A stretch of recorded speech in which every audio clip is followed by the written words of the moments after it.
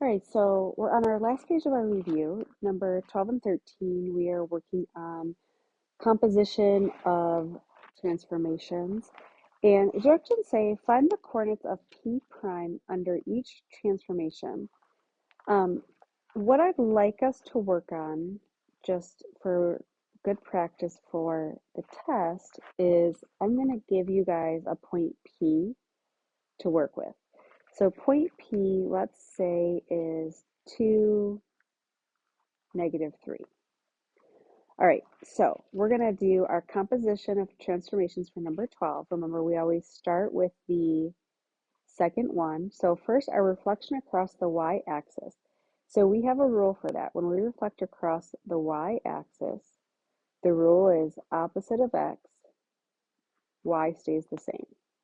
All right, so if P is 2, -3, first we're going to do this. P prime, we are going to take the opposite of x, which is a +2, so we want the opposite of that, -2. And then whatever the y is, it stays the same. The y was a -3, so that stays as a -3. So that's where P prime would be after the reflection across the y-axis. And again, these rules you're given on the test, so we were just bringing in the rule. Now, from here, we're going to do this translation. And remember, the math we can do on that is we're going to subtract 2 from our x coordinate, and we're going to add 0 to the y coordinate. This is going to give us P double prime.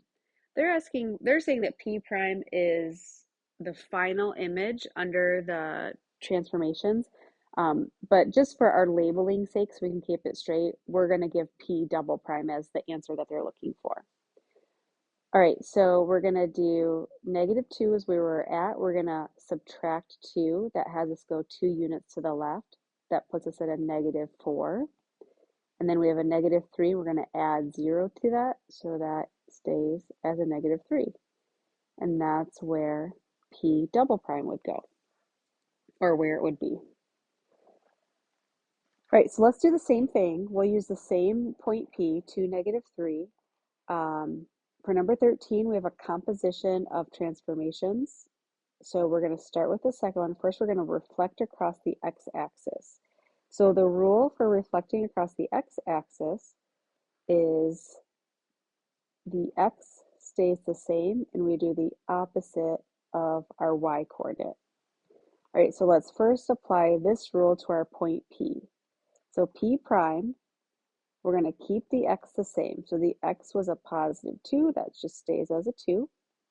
And the y, opposite of y, so whatever the y coordinate is, we're going to do the opposite of a -3, which is a +3. All right, now, so we did our reflection. Now from this spot, we're going to do our translation. This translation says to have 0, we're going to move 0 units horizontally, so we're not moving horizontally, but we're going to move up 3 units vertically because of that +3. So again, we can just bring those numbers right below. We're going to add 0 to our x coordinate. We're going to add 3 to our y coordinate for that vertical shift. And P double prime will be at 2 plus 0 is 2. And then 3 plus 3, because that's positive, is 6. And that's where P double prime is. All right, number 14, 15, and 16. We want to draw all lines of symmetry for each figure, or write none in the figure if there's not any. So lines of symmetry, what we're looking for are reflectional symmetry. We'll do rotational symmetry, I think, in 17, 18, and 19. So reflectional symmetry, can we draw in any reflection lines that would cut this image in half so that one side maps onto itself with the other side? So if I look at number 14, I can see there's a line of symmetry.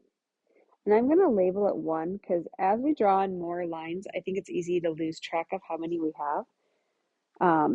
So one thing you can look at is going kind of from each vertex of your shape. So I went from here, if I drew straight across, I could see that this will reflect onto this. All right, now we have one from through this vertex, straight down there. Maybe I'll put my 2 down here. There's our second one. And we can see that this will reflect over to here, map onto itself. I'm going to move on to my next vertex. And sometimes when you guys do this, you can rotate your paper around, whatever you can do to help see those lines of symmetry. Sometimes you just need a different view of it. So this third one right here is mapping, reflecting onto itself over there. So we definitely have 3. Now the question is, are there any more? So first I looked at going through each vertex and I got those 3 reflection lines. No, and I'm going to switch colors just to, well, no reason really, just so I have not a ton of red lines. What if I drew a line straight across like this? Does this top reflect onto itself down here? And we can see that, yeah, it does. So we just came up with a 4th line. So now I kind of want to go around the figure and see if I have more that would look like that. So I'm kind of rotating my paper around and I can see that would be another one. If we see here's above it reflecting below it as I turn my paper, that was easier for me to see. So that is our 5th line of reflection. And then I think we have just one more. It's going to reflect, or we can put a line right there. So I just drew in this one, and we can see that this will reflect right across to map onto that. So there is number 6. So draw all the lines of symmetry, and I would say that we have 6 total, and we just drew them all in. Okay, number 15. Does this one have any lines of symmetry? And I think it does. I'm going to start by focusing on the vertices first, like I did on the last one. So if I I'm going to start, let's see, right here. If I draw a line straight through, would the left side reflect onto itself on the right? And I'm saying left and right because I have my paper turned, so I kind of looks like a vertical line when I draw that in. So there's one line of symmetry. Now I'm going to go to each vertex of this star and we're going to get a new line of symmetry. So here's another one. And I'm going to just label those. Now we're at 2. I'm going to go to the next line of, or the next vertex. Here's 3.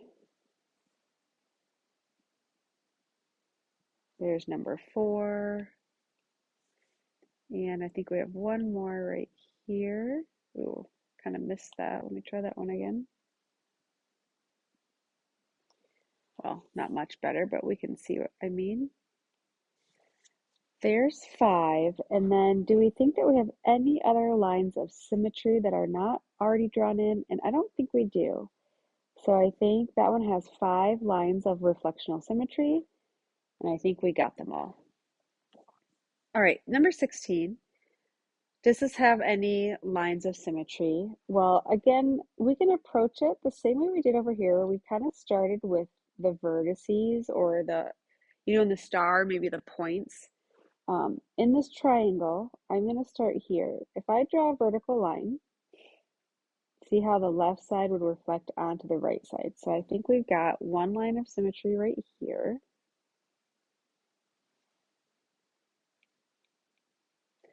Now, if I go to the other vertices, so if I go here, is there a line I can draw where the left side would reflect onto the right side?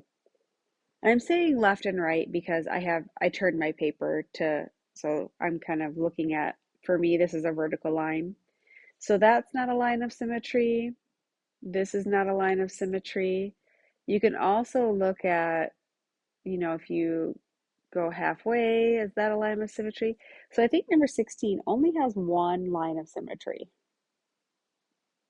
So yeah, I think that one's good. All right, so number 17, it says find every angle of rotation that maps the figure onto itself or write none in the figure. So this is what rotational symmetry is.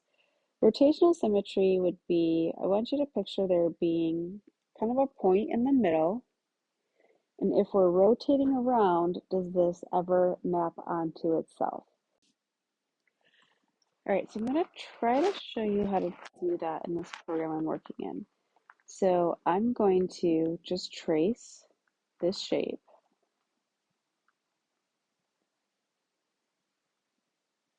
And I'm going to put a point at my starting point. And I'm going to put an arrow saying that's where we started.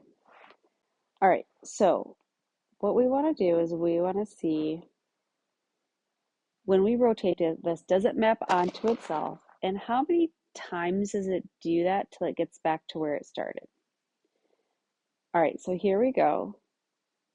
So it does map onto itself. We can see that it does have rotational symmetry. See how every time I'm pausing? All right, so let me go back to where we started. Let's count to see how many times till we're back to where we started. So there's 1, there's 2, 3, 4, 5, 6, 7, and on the 8th one, it got back to where it started. So that took 8 rotations for it to map back onto itself. So what we do to figure out what the rotational symmetry is, like what is the degree, we take our full circle, 360, and we divide by the 8 rotations it took to get back to where it started. And 360 divided by 8 is 45. So this shape has 45-degree rotational symmetry. One thing that I want to just remind us about, we do have something called point symmetry. So if I rotate this 180 degrees, which would be right here, does it map onto itself? So because it does map onto itself when I do 180 degrees, that means that it has point symmetry as well. It didn't ask us for that, but I just think it's good to remember things we've learned. So this also has point symmetry. All right, number 18. Let's do that same thing. I'm going to go ahead and trace the object, and maybe you can even, visualize, because I'm in a program that allows me to rotate this. It's a little easier for me to do this, but can you visualize rotating this? Does it ever map back onto itself? And how many times would it take for it to get back to where it started? All right, so there's 1, 2, 3, 4. So on the 4th rotation, it did end up back where it started and it mapped onto itself 4 times. So if we take our 360 and divide by 4, we get 90 degree. So this one has a 90-degree rotation. Does it have point symmetry?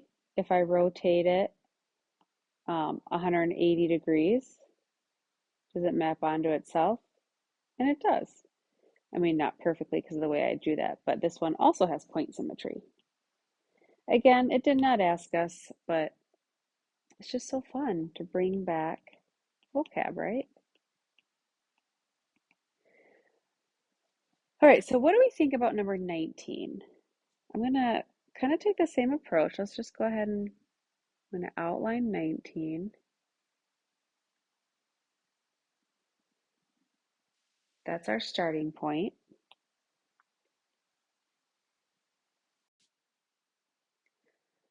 All right, so if I rotate this, does it ever map back onto itself? Oh, it did there.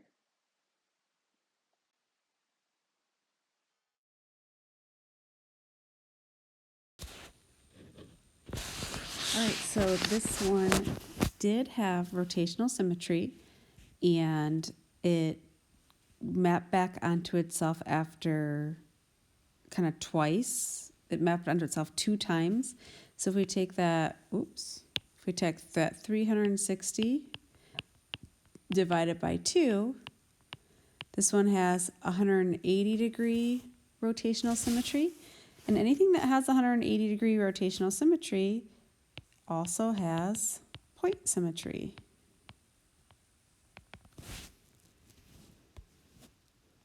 All right, last couple questions here.